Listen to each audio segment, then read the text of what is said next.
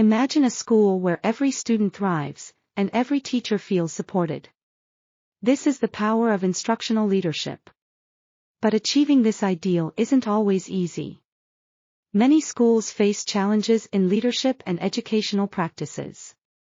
Instructional leadership focuses on improving teaching and learning, ensuring that educational goals are met. Let's explore a real-life scenario. Meet Principal Johnson, who transformed her school using instructional leadership. When Principal Johnson took over, the school was struggling with low test scores and high teacher turnover. She implemented instructional leadership by focusing on professional development and collaborative practices. Regular classroom observations and constructive feedback became the norm. She also fostered a culture of continuous improvement and shared leadership. The results were remarkable. Test scores improved, and teacher satisfaction soared. Students became more engaged and motivated to learn.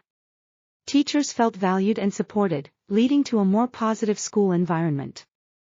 Instructional leadership isn't just about managing, it's about inspiring and guiding. It requires dedication, vision, and a commitment to excellence.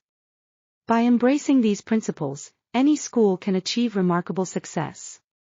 Are you ready to transform your school with instructional leadership?